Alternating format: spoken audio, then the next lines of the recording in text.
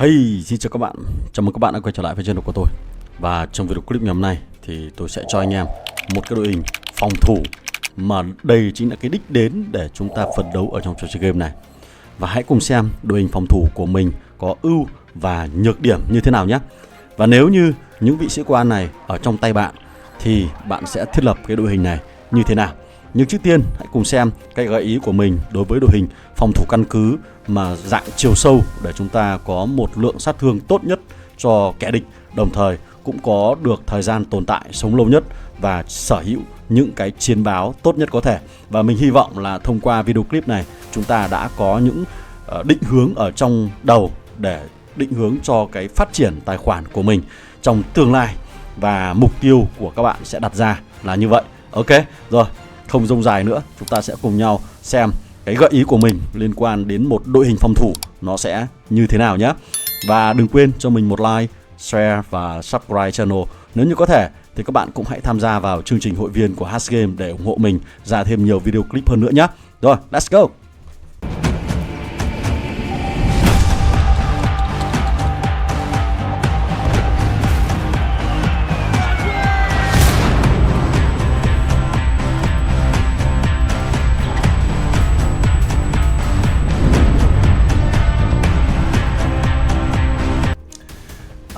Trước tiên là chúng ta sẽ xem qua về các đơn vị quân đội mà các bạn cần để thiết lập một cái đội hình phòng thủ có chiều sâu và có khả năng sống sót tốt nhất có thể.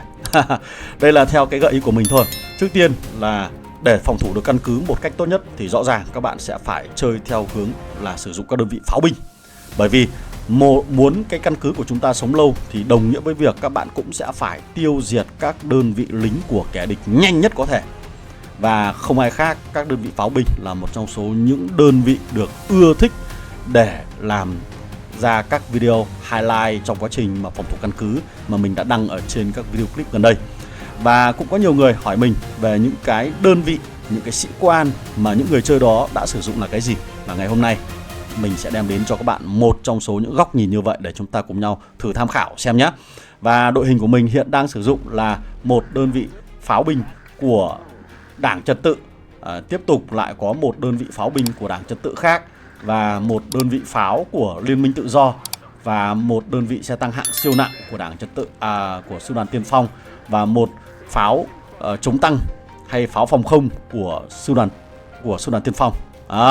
Thế thì nhiệm vụ của các đơn vị lính này sẽ làm gì? Đầu tiên là hai đơn vị của Đảng Trật Tự sẽ làm nhiệm vụ tiêu diệt các quân lính của kẻ địch nhanh nhất có thể, và một pháo của Liên minh Tự do để phòng ngừa trường hợp là đối phương có sử dụng những đơn vị bộ binh để tấn công căn cứ của chúng ta, và một đơn vị pháo chống tăng là để tiêu diệt những chiếc xe tăng hạng siêu nặng của kẻ địch nếu như chúng cũng sử dụng để tấn công chúng ta. Còn đơn vị xe tăng hạng siêu nặng này để làm gì? Để cung cấp một lớp phòng thủ tốt nhất cho căn cứ của chúng ta. Đồng thời là nếu như có thể thì bạn hoàn toàn có thể sử dụng đơn vị này để tiến hành phản công ngay sau khi chịu đựng một cuộc tấn công quần chiến của kẻ thù. Và nếu như tốt nhất thì chúng ta cũng có thể thay đổi đơn vị pháo này, đơn vị xe tăng hạng siêu nặng này bằng một đơn vị pháo khác, tức là chúng ta sẽ chơi 5 pháo để phòng thủ. Ok, đấy chúng ta sẽ gặp lại nhau ở trong video clip khác. Rồi, ở đây chúng ta sẽ có một đội hình, một chiếc xe tăng hạng siêu nặng và 4 con pháo. Ok, rồi đơn vị sĩ quan chúng ta sẽ sử dụng là cái gì? Ở đây thì mình có thể show cho các bạn xem trước về các sĩ quan và cách phối hợp các sĩ quan này như thế nào. Sau đó thì mình sẽ hướng dẫn về cách học tập các kỹ năng và phân tích những cái ưu điểm khi chúng ta học các kỹ năng này. Còn ngoài ra các bạn hoàn toàn có thể tự học các kỹ năng làm sao cho nó phù hợp với những gì các bạn đang có. Còn tương lai thì có thể phụ thuộc vào cái video clip này để các bạn có thể làm một cái mục tiêu cho mình phấn đấu nhé. Rồi, trước tiên là đơn vị pháo đầu tiên mình sẽ sử dụng là cô nàng tóc đỏ cộng với lại nữ thần tự do. Đối với những người chơi free to play thì hiện tại là chúng ta cũng đã có khả năng sở hữu được nữ thần tự do. Đây là những người chơi cũ. Còn những người chơi ở các máy chủ mới thì có lẽ là bây giờ chúng ta sẽ phải phấn đấu từ đầu. Rồi, đơn vị pháo binh thứ hai chắc chắn là không thể bỏ qua một trong số những cặp sĩ quan miễn phí tốt nhất dành cho phòng thủ căn cứ tính đến thời điểm hiện tại. Đó chính là cặp bạch kim cộng với lại nắm đấm bong trích. Và đến thời điểm hiện tại mình nghĩ rằng khó có đơn vị nào, khó có sĩ quan nào có thể vượt qua được hai cái cặp này. Mặc dù là Bạch Kim và Nắm Đấm Bong Trích là hai cái sĩ quan có thế hệ rất thấp, nhưng nó vẫn phát huy được tối đa hiệu quả bởi vì khả năng gây sát thương lan của hai sĩ quan này rất lớn. Pháo binh thứ ba mình sẽ sử dụng cả Thần Sấm Im Lặng cộng với lại Hắc Quản Gia. Đây là một trong số những cặp gọi là best officer dành cho pháo binh mà mình đã có dịp lên một video clip dành cho các bạn rồi. Và mình cũng là nạn nhân của những người chơi sở hữu Thần Sấm cộng với Hắc Quản Gia khi tấn công căn cứ của mình. Mình thấy sức mạnh của nó rất lớn. Còn các bạn cảm nhận như thế nào? Ở đây chúng ta sẽ có một chiếc xe tăng hạng siêu nặng sử dụng ông chú Ivankov cộng với lại chiến binh thiết giáp. Nhiều người sẽ có xu hướng sử dụng bá tước gai để thay thế cho chiến binh thiết giáp. Nhưng trong tình huống này, nếu như các bạn đã sở hữu được đội hình một chiếc xe tăng hạng siêu nặng cộng với 4 pháo thì đồng nghĩa với việc là chiến trường của bạn sẽ tham gia ở mức độ rank cao hơn. Mà lên rank càng cao thì bá tước gai khả năng hữu dụng của nó sẽ thấp đi. Thay vào đó thì mình sẽ sử dụng cái kỹ năng tăng cường kháng sát thương dành cho căn cứ đến từ hai sĩ quan này sẽ tốt hơn so với việc là chúng ta tạo ra một lớp khiên với chỉ có 15% độ bền của khiên đó được tạo ra. Thì 15% như các bạn đã thấy chúng ta có thể đọc trên báo, nó không đáng là bao nhiêu cả. Ok. Và cuối cùng một đơn vị pháo của sư đoàn tiên phong thì mình sẽ sử dụng cô nàng Thiên Thần Thép cộng với lại Lady Shadow. Đây là hai cái sĩ quan mà được lắp cho pháo phòng không, pháo chống tăng đó.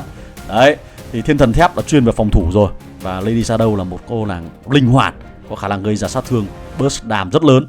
Rồi, đến phần tiếp theo thì mình sẽ cho các bạn xem là cái việc học kỹ năng của các sĩ quan này như thế nào. Đây là trường hợp tối ưu.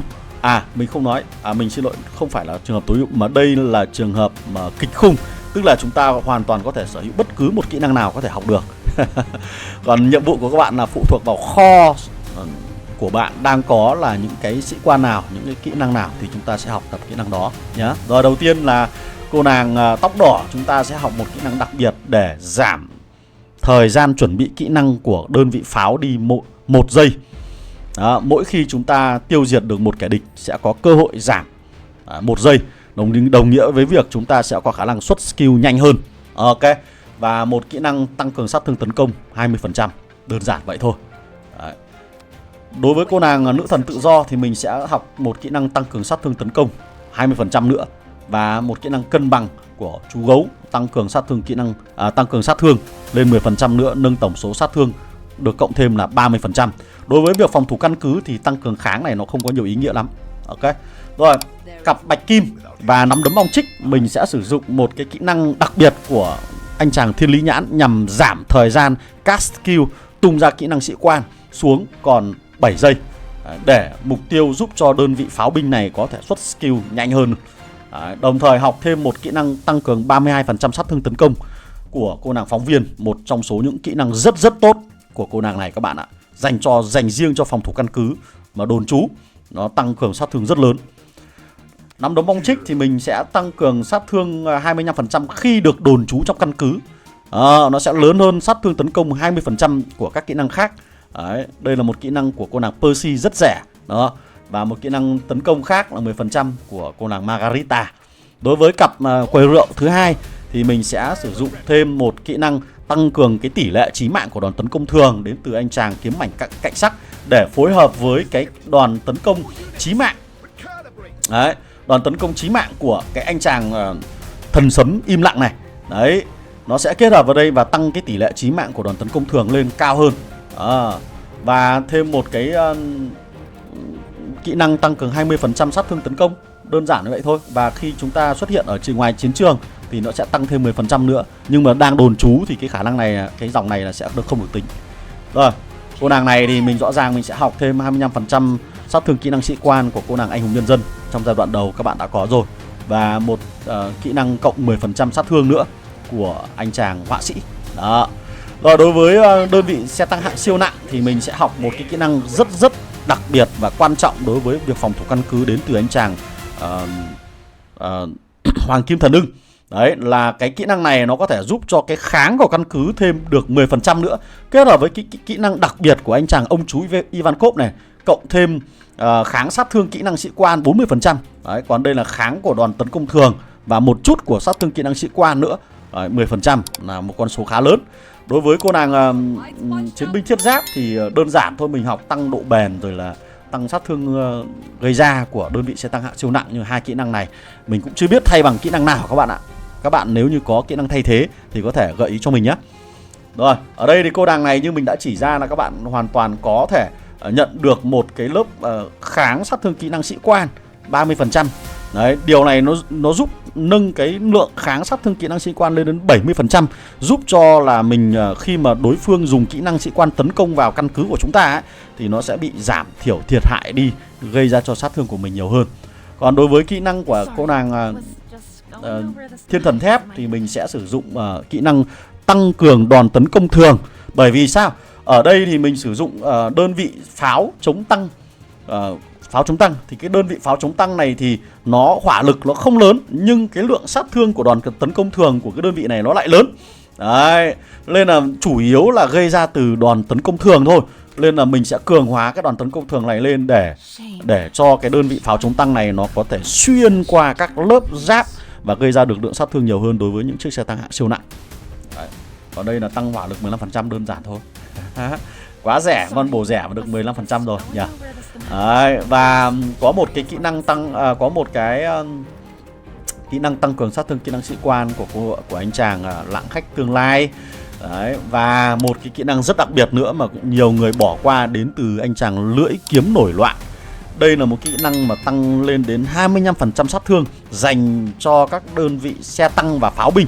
Mục tiêu của chiếc xe tăng hạng siêu nặng, mục tiêu của chiếc pháo chống tăng của mình là làm thế nào phải tiêu diệt được chiếc xe tăng hạng siêu nặng của đối phương càng nhanh càng tốt. Cho nên cái kỹ năng này khi tấn công vào những chiếc xe tăng như vậy nó lại gây ra được lượng sát thương là 25%. Nhưng mà gây ra cho pháo thì nó sẽ không có đâu nhá. Cho nên là đơn vị pháo chống tăng này gây sát thương cho pháo thì nó sẽ yếu hơn, mặc định là nó sẽ yếu hơn rồi. So với pháo đấu pháo thì cái con pháo chống tăng này nó sẽ gây ra ít sát thương hơn so với việc chúng ta sử dụng pháo binh rồi. Đó, cho nên là mình sẽ đi theo con đường chuyên, là chuyên gây ra sát thương của đòn tấn công thường. Đấy, và chuyên gây ra sát thương tấn công thôi. Còn có thể là sẽ không quan tâm nhiều đến việc sát thương kỹ năng sĩ quan. Đó, nhớ, hoặc là sát thương nổ đến từ những đơn vị pháo lựu của Đảng Trật Tự, hoặc là dàn phóng tên lửa của Đảng Trật Tự, hoặc là pháo của Liên minh Tự do. Đấy, thì nó còn có phần sát thương nổ nữa nên nó sẽ gây ra sát thương cho pháo nhiều hơn. Nhưng mà đối với như này, mục tiêu của mình là làm thế nào tiêu diệt các đơn vị xe tăng. Bởi vì các bạn hình dung là trong cái quá trình mà khi tấn công căn cứ của mình thì đối phương nó sẽ sử dụng các tập đoàn quân xe tăng để vây quanh căn cứ của chúng ta và hút hỏa lực từ trong căn cứ của mình ra nhằm giảm thiểu thiệt hại dành cho các đơn vị pháo binh. Cho nên là một khi chúng ta tiêu diệt các đơn vị xe tăng sớm thì rất có thể những đợt tấn công tiếp theo trong căn cứ của mình có thể bắn vào các đơn vị pháo để từ đó giảm thiểu hỏa lực của địch gây ra cho căn cứ của mình. Ok, đấy, trên đây là toàn bộ những cái bộ kỹ năng mình giới thiệu với các bạn. Và các sĩ quan mình cũng giới thiệu luôn với các bạn về những cái trường hợp sử dụng. Đấy, và đơn vị sử dụng. Đối với các bạn thì chúng ta sẽ lựa chọn như thế nào thì các bạn có thể để lại phần bình luận bên dưới, bao gồm cả các cách học kỹ năng nữa. Và nếu như được thì các bạn cũng có thể triển khai cái đội hình của các bạn, sau đó là quay video clip của quá trình phòng thủ căn cứ, sau đó gửi highlight cho mình nhé, để chúng ta sẽ cùng nhau giới thiệu đến bạn bè nhiều hơn. Rồi, ở cái đội hình này thì mình cũng cảm ơn một boss đến từ server 86 đã giới thiệu với mình một cái đội hình như vậy. Và chúng ta sẽ cùng chia sẻ xem là đội hình này nó sẽ có ưu và nhược điểm như thế nào nhé. Bỏ qua vấn đề về tiền bạc đi. Đấy, đây là mục tiêu phấn đấu của chúng ta mà. Còn ngoài ra thì chúng ta có thể hoàn toàn thay đổi những cái sĩ quan quầy rượu để lấy những sĩ quan bình thường miễn phí dành cho free to play, nhưng với cách học tập kỹ năng sĩ quan và tương tự. Ok, rồi, video clip của mình có lẽ là sẽ tạm dừng tại đây. Hẹn gặp lại các bạn ở trong các video clip lần sau. Và đừng quên tham gia chương trình hội viên của Hashgame để ủng hộ mình nhiều hơn nữa nhé. Cảm ơn tất cả các bạn rất nhiều. Yêu các bạn. Goodbye.